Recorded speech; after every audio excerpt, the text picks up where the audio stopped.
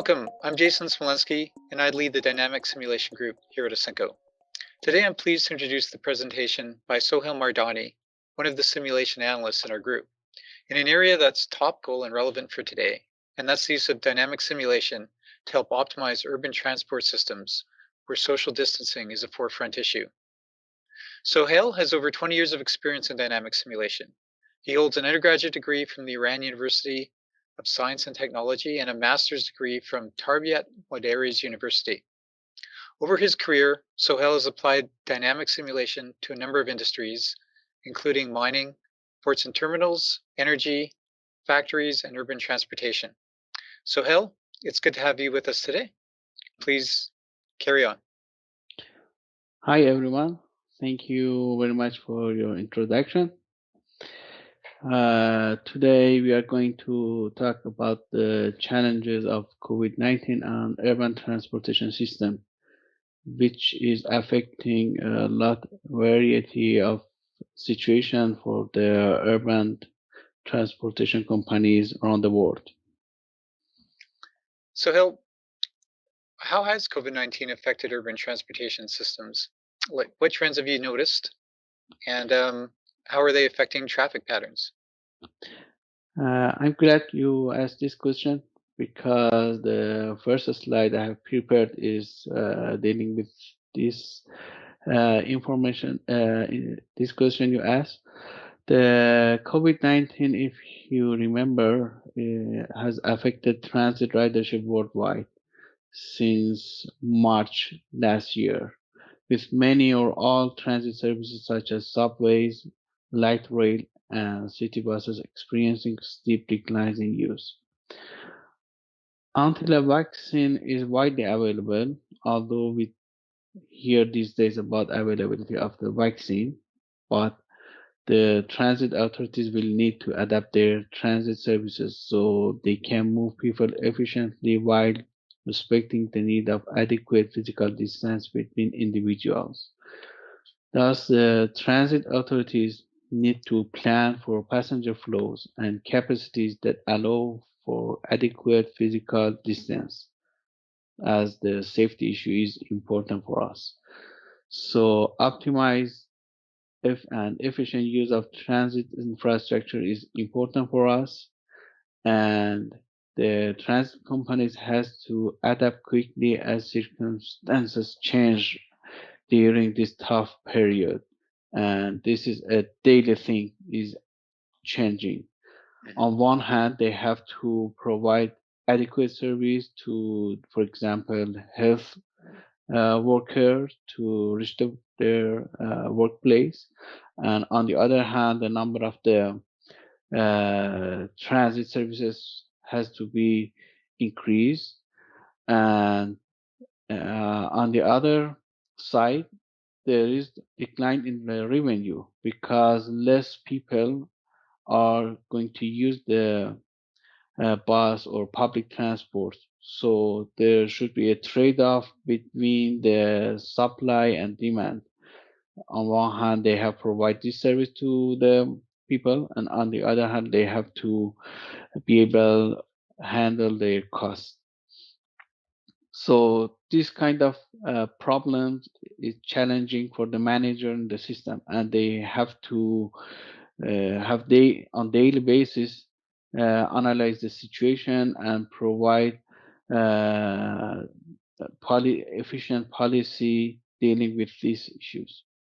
So the transit authorities needs to plan passenger flows and capacities that will allow physical distancing, and the interaction which is taking place in stations, trains, and buses to be as less as possible, maintain the trade-off between headway and demand. Simulation helps to have better understanding of situation and optimize their decisions. Soheil, Yeah, when you're putting models like this together, what kind of data do you need and how do you go about collecting it? good question. The very first data we need to start the simulation studies is having the layout. The layout can be the layout of a station, as you can see in this simulation study here. It's Mhm. underground station. The that you see here are the people are going to move between uh, ticket hall, the platform, and etc. At the beginning, we need the layout design, and then after that, we need the generation of the pedestrian, the rate of the pro generate passenger generation or pedestrian generation, and also the flow speed or waiting time if they spend times between reaching some places like, for example, ticket station or in the queues. Or for example, as you see in this animation, there are some congestion in some places, and this information are important to take into account.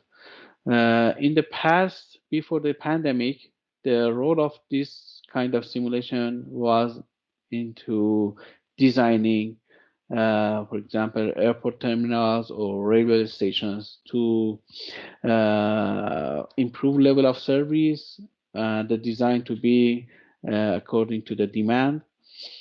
And of course, in the later, it get possible we analyze the emergency situation and evacuation to see whether for example, the width of the stairs is enough, and also the facility are satisfactory level to provide required time to evacuate the train station in this example I show you. But at the moment, as the COVID-19 happened, we can use this type of simulation for the COVID-19 issues. Mhm. In this slide, you can see what kind of scenarios could happen. The Maintaining, for example, physical distance between people is one of the challenges to be analyzed by the graph and heat map, which we can use to showing the area of the congestion, and the red area shows the congestion happen, and there is possibility to implement some, for example, barriers or direction to the pedestrian to use them, so there is less congestion probably. Uh, as a matter of fact, the operators can analyze the system efficiently and before implementing their decisions, they can apply those decisions and understand what is correct to do. I have to add something about the pedestrian simulation. In the past, we were simulating most of the time the factories, the logistic hubs, and the terminals. And in that situation, most of the input of the system were controllable by operator. For example, the speed of the machineries or the rate of the uh, machinery are working or transportation system are working are controllable. But for the pedestrian simulation, there is something that is very important. It is uh, being controlled by every individual, and it depends on the where the simulation model exists. For example, where there is touristic area is much different, where most of the pedestrian are commuter. The commuter know the place, can travel by faster speed, and this is somehow an interdisciplinary field of research which is including psychologists, sociologists, traffic engineers, mathematicians, and computer scientists all strive to understand the dynamic of crowd movement.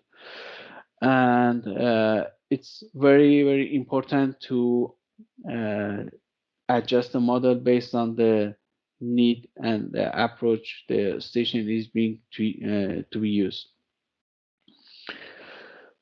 So by COVID-19, the scenario which can take place is maintaining the physical distance, as I said earlier, also analyzing the path or ground marking and also physical barriers, changing the behavior of the people during boarding or disembarking, creating intermediate waiting or queuing areas, changing the layout of the station, and also maybe switching the ticket machines, for example, to keep the physical distance between the users. These are some example scenario which a manager maybe need to analyze before applying his decision in the real world. And some other issues about the physical distancing are, for example, installing devices for managing the flow, or implementing the unidirectional corridors and avoiding flow crossing as much as possible, or applying the shorter headways. So arrival of the trains are more frequent, and probably there will be um, more gap between pedestrian possible and increase of the uh, capacity. Or in some cases, maybe it makes sense to close some stations so which are close together, so the people don't use the people who want to reach shorter distance don't use the trains, and the demand is managed somehow. And also using mobile application to reserve the seat, so the people can see whether the train is full of the people or there are places to sit, so they can maybe in some cases they don't get in the train or in the bus and wait for the other one. These are several examples that we can expect to use pedestrian simulation for managing or understanding the situation in the stations. Hmm. One thing that's really interesting about pedestrian simulation that you alluded to earlier that is different from previous more conventional types of simulation is that when you're simulating pedestrians, you're simulating humans, and humans have, you could say, less predictable behavior than machines. So I'm kind of wondering, when it comes to models like this, what kind of data and granularity are you capturing when you're simulating human pedestrians?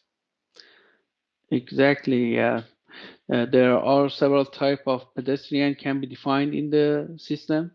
For example, it can be based on the gender, age, or other factors, or the purpose of the trip can be defined, and also the behavior of the pedestrian in the model is dynamic. For example, we can define the fatigue factor.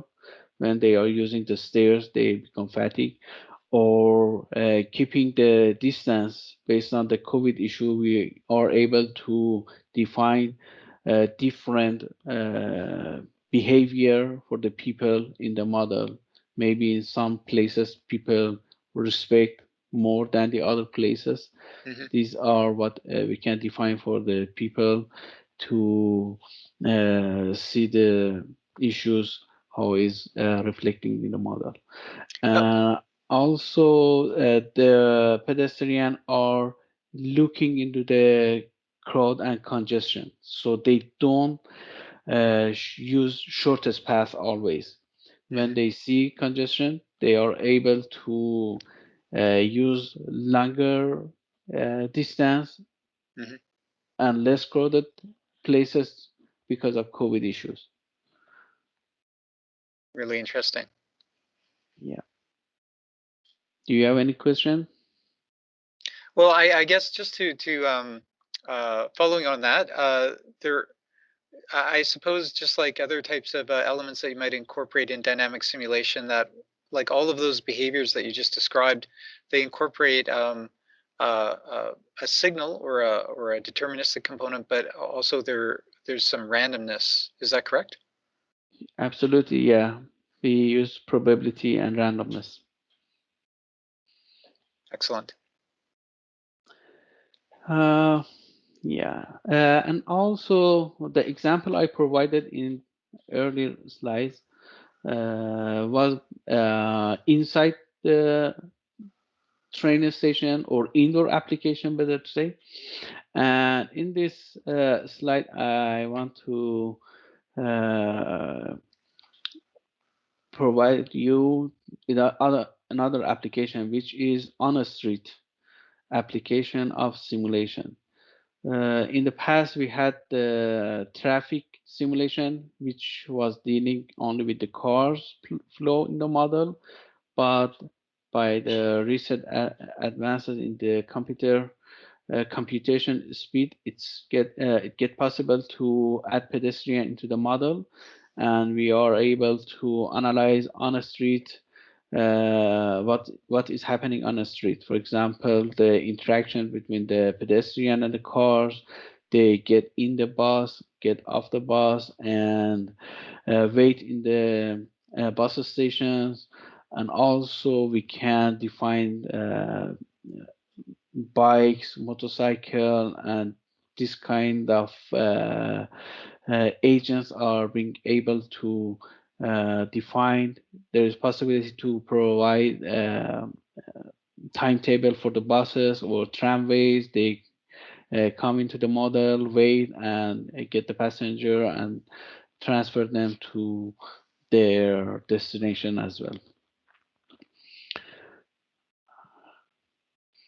So there is possibility to integrate the pedestrian and transportation model as well. And in this model, we have interaction of the cars and pedestrian. There is public transit available. There is elements like park and ride available. So the people could use parkings and then ride on the bus. We can define also bikes and other light transportation or micro mobility as well. And there's also possibility we go inside the parking areas as the demand has been changed for the parking due to COVID. It's possible to apply, for example, the pricing policy for the parking and see what's happening to absorb more, for example, individual cars if we are going to set policy for this purpose.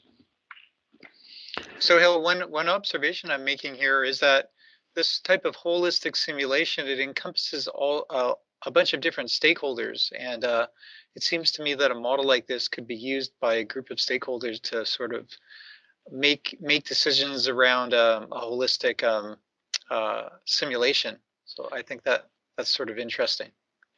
Yes, exactly. It's possible to do that. And before COVID-19, many aspects of the urban transportation system was being analyzed by that, but currently we are able to analyze other things as well. For example, how physical distancing will affect car flow. Now the people are respecting the distance, and if you see in this picture, which is a bird view, the dots are pedestrian, and you see it takes longer time to cross the street, or it takes longer time to get in the bus or get off from the bus. And all of these issues are affecting. On the other hand, I know that maybe there is less traffic by individual because less people goes to the car and they are remote working. It's affecting the demand. But on the other hand, we have other issues. For example, we have more people uh, using uh, the individual cars instead of public transport. I mean, the people who were using in past public transport, they are hesitate to use public transport and they are using individual cars. Mhm. Or we can analyze if we apply one-way sidewalks or wider sidewalks, what will happen, or different timetable, or even it was in the past, but maybe it makes sense applying more bus rapid transit, which is dedicated lanes for the buses. On the buses are can use them, and they come more frequent in the stations. Maybe these problems are good to be analyzed. And the other thing we saw in the summer 2020 was increase of the using the bikes by the people. There was a surge of demand to use using the bikes because of COVID. And in this simulation, I show you, of course, this was not for the pandemic. In the Amsterdam, in the Netherlands, there is a huge amount of bikes being used. In the Netherlands, I think there is about 13 million bikes. And there are some facilities like this simulation model you see. It's the largest bicycle parking facility in Amsterdam. But it can be also in other cities as well. We, instead of providing parking for the cars, we use the spaces for providing parking facilities for the bikes.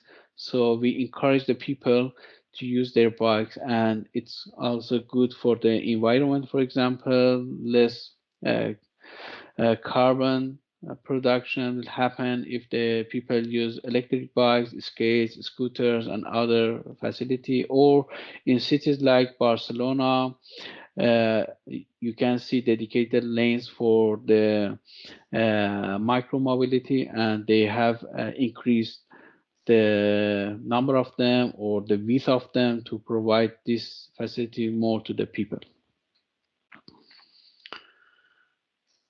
And there is also other application of the simulation of pedestrian we can expect. For example, in the stadium, airports, events like concerts or tourist attraction, cruise ships, and so on. You can see the list of them here. But maybe you say in the past we were also using simulation for the airports, but I wanted to say there is daily basis use of pedestrian simulation. In the past, maybe you used simulation for design of the airport and it was one time only.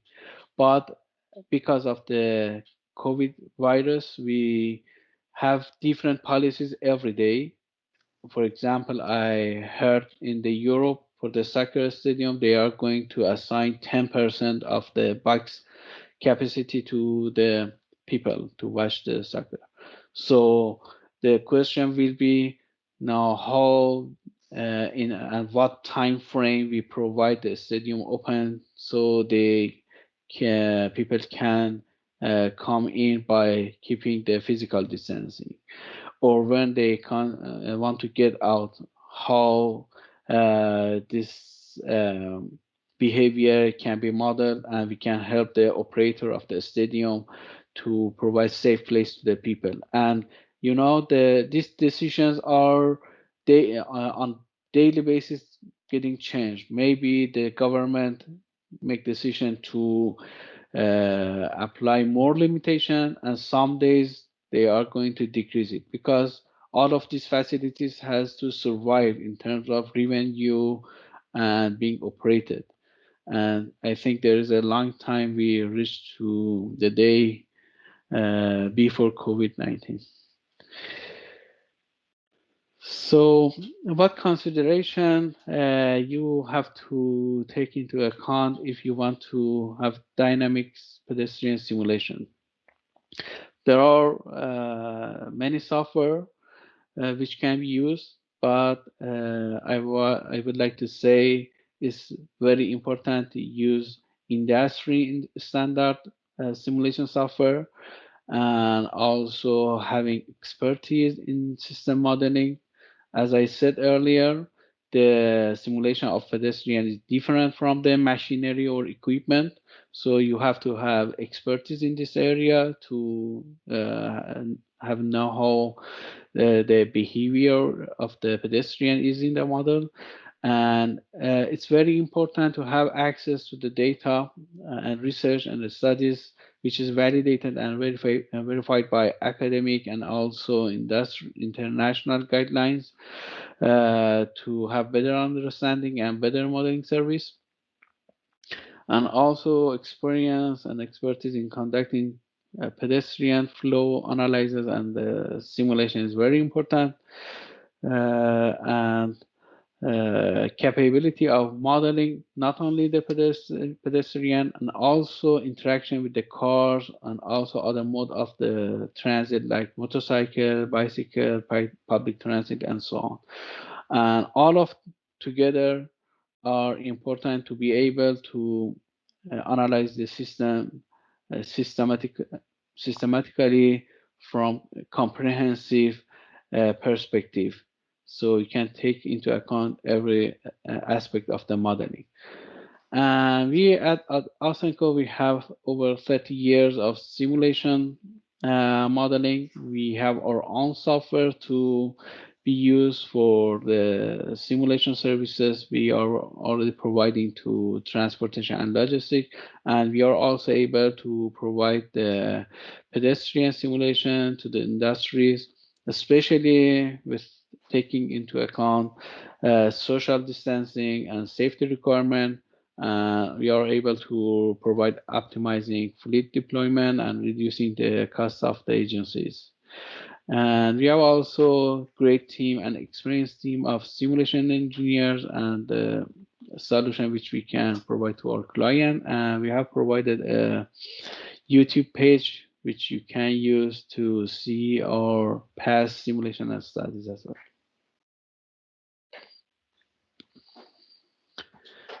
Okay, we are at the end, and if you have any question, we can go ahead. Sohail, that's a really interesting presentation. It really gives us things to think about when it comes to systems that we can model to make some fairly lofty and decisions. Okay. You're welcome. Okay. I'm going to start this slide again. Okay. Sohail, thanks so much for the presentation. It was You're welcome. very interesting.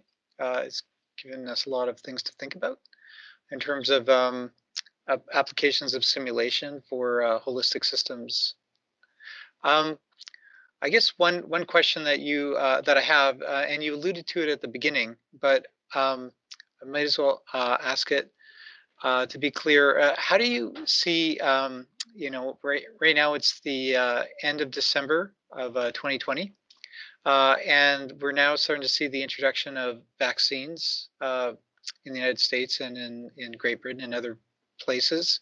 How do you think vaccine is going to influence ridership in the next year or so? And do you think this could all just pass by really quickly? As a matter of fact, no, I don't think it's passing quickly, as Mm-hmm. it's being predicted in the best condition. It takes several months to be applied. But there are other situations. The outcome of the vaccine is not clear now. On the Mm-hmm. other hand, maybe there are new viruses. Mm-hmm. So if you see uh, there are new versions of the virus being Mm-hmm. uh, there, and uh, it's not overnight Yeah, uh, to be I would. tackled. Yeah. I agree. I don't see. I think this the pandemic of 2020 has really highlighted policymakers' it's put them on alert. And I don't think something like this actually passes by quickly. I think it will become part of policymakers' analyses and decisions for time to come. It could become a bit of a structural issue for the next few years. And a similar analogy that I saw 20 years ago, after the attacks of September the 11th, is that structurally changed air travel permanently. The level of security and compliance that happens now at airports around the world was fundamentally changed after those attacks, and it still lasts with us today. Exactly. Yeah. If you compare last year with this year, the behavior of the people. For Mhm. example, if you wearing a mask last year, probably it was a threat Hmm. when you were you in the True. public, you wanted to enter, for example, in a shop, they didn't allow you to wearing a mask because of Yeah. security. Yeah. But currently, they don't allow you to enter Not shopping to if not wear you a mask. True. yeah, and for the public transport agency and the urban planner, they have plans, long-term plans for 20 years, 30 years, Hmm. and they have uh, considered the behavior of the people. Hmm. And for sure, it's getting changed. How the people are using their individual car, or are they going again using the share ridership, car share, carpooling, and some system? I don't think it's going to uh, get recovered very fast. And for sure, the behavior of the people, as you said, is going to change before COVID and after COVID. For sure, uh, there are also some advantages. For example, the remote working or remote meeting, or how the people get educated. The IT and information technology was not common from my perspective to be used as much as we are using today. The Hmm. infrastructure of IT also was not prepared. But you see every day, even my son, which is 10 years old, is using Zoom to interact with the teacher or Hmm. other classmates. And fundamentally, it has been changed every aspect of the living in the cities and also rural areas. I heard that, for example, the because of remote working, the price of the land in the rural area and suburbs has been increased. Hmm. So it will also affect the transportation issue. It's Hmm. maybe less, and maybe there is a change of the mode of the transportation, and all of the issues are affecting the long range planning of the transportation system as well. True. Yeah. I mean, I think that when it comes to sort of large municipalities around the world, they have spent, invested, you know, untold amounts of money and decades encouraging people to leave their cars at home and use public transportation systems. And now with the pandemic, we're seeing this rapid reversion back to the purchase and use of cars, and I think as well as people leaving cities. But I think that for municipalities to regain the trust of the public, they have to put really solid measures in place, and at the same time trying to maximize the flow of the people through their systems. And I definitely see analysis like this being very worthwhile in helping that. Absolutely. That's our time for today, Sohail. Thank you so much for the presentation and discussion. You're And welcome. uh, People who watch this webinar and are interested to ask more questions or inquire can contact us at the emails shown. Thank you very much. Thank you too.